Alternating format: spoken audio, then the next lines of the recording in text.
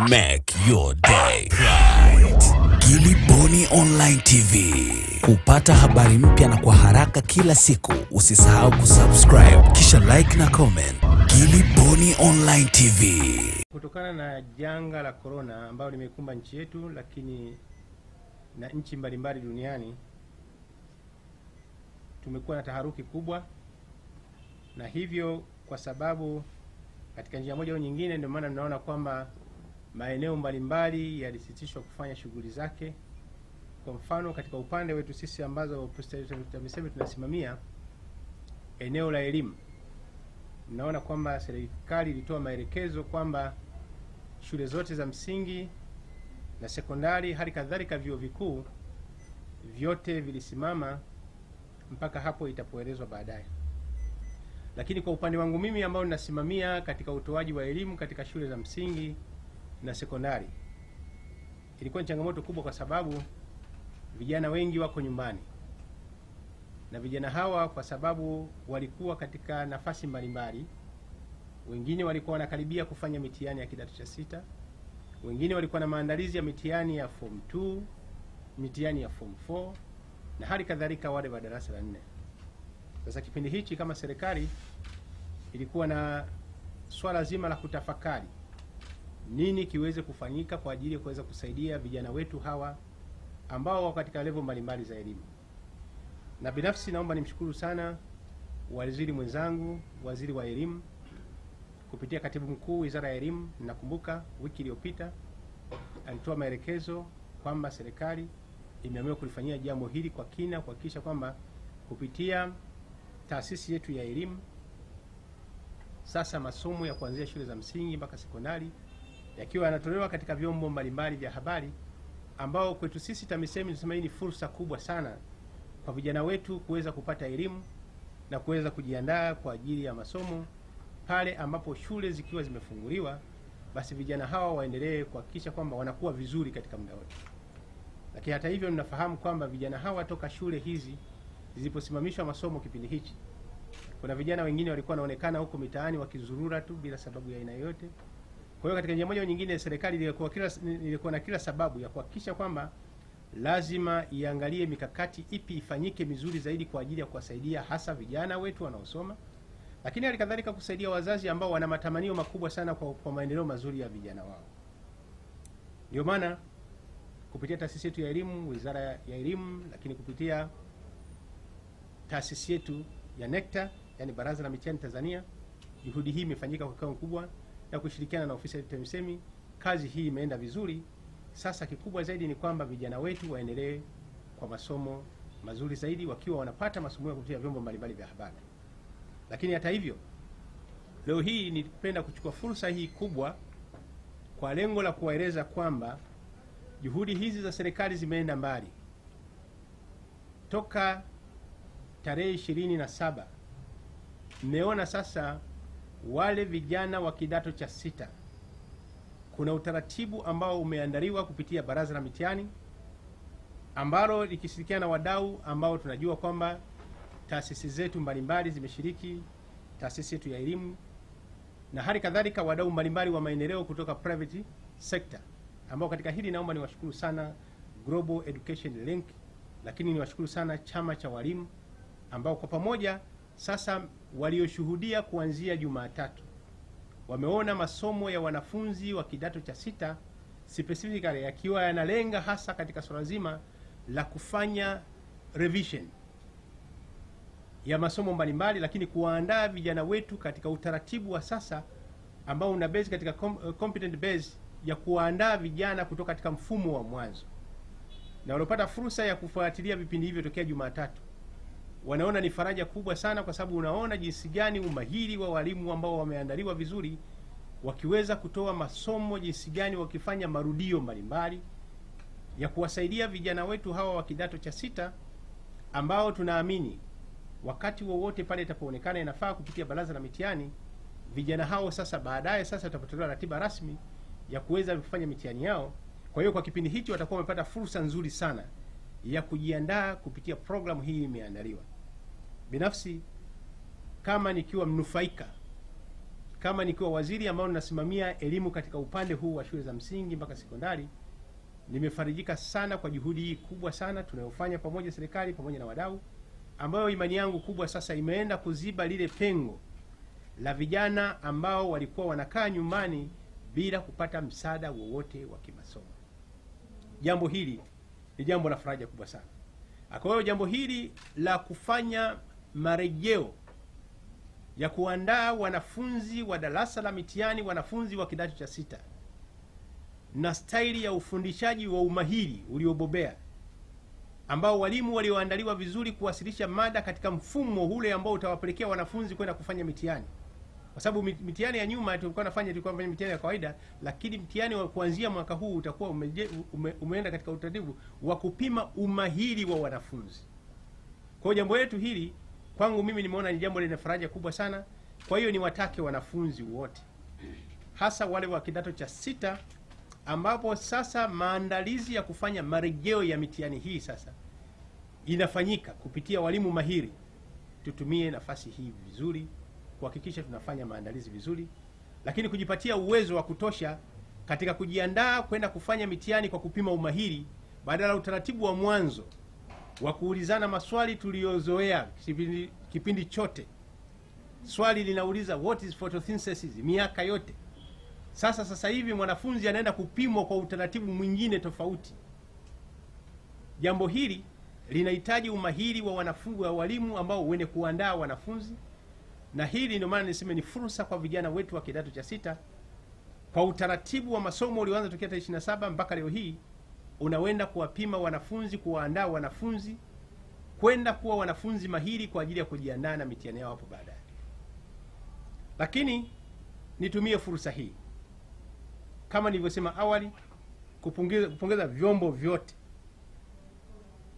Baraza la Mitihani, Wizara ya Elimu kwa ujumla, lakini taasisi yetu ya elimu, lakini na wataalamu wangu wa TAMISEMI, lakini kupitia wadau mbalimbali kama sema chama cha walimu.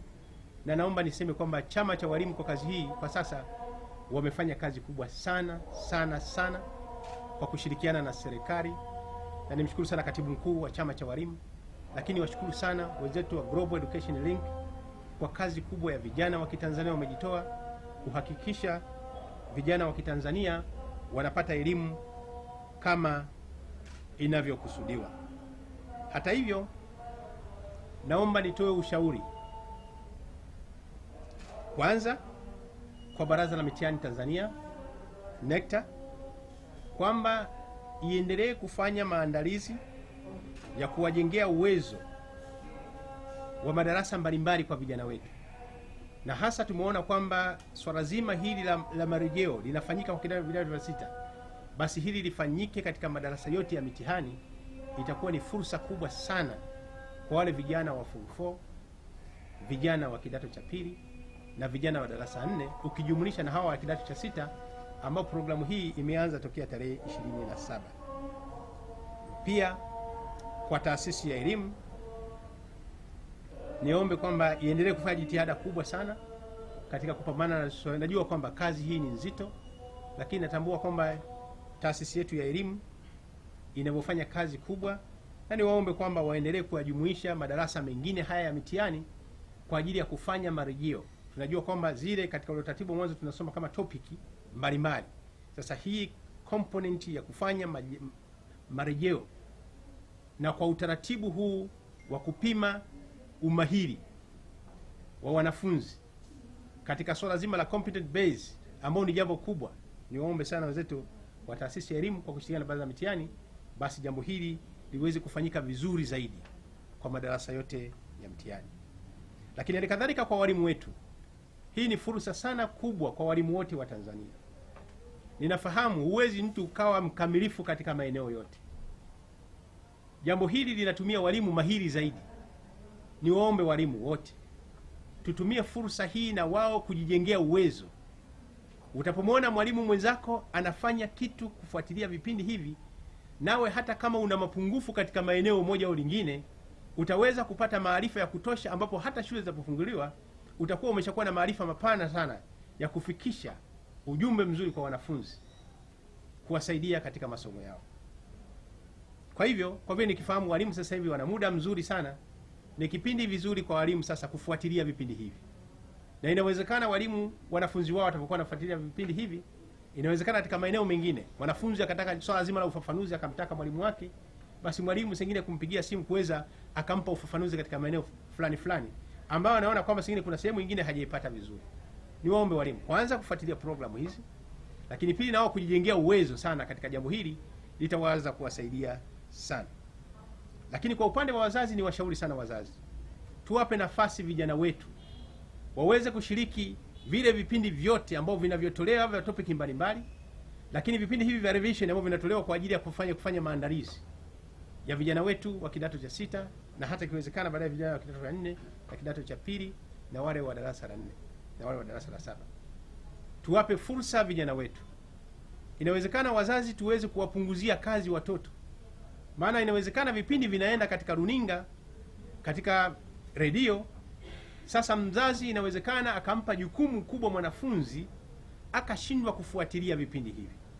Tutakuwa tumewakosesha bahati kubwa sana kwa wanafunzi wetu na watoto wetu. Niwaombe wazazi tuwape nafasi vijana wetu. Lakini halikadhalika kuhakikisha familia inatoa ushiriki wa kutosha kwa vijana hawa ambao wanasoma, kuhakikisha kwamba vijana hao basi wanashiriki vizuri. Ninafahamu kuna mambo ya majaribio mbalimbali.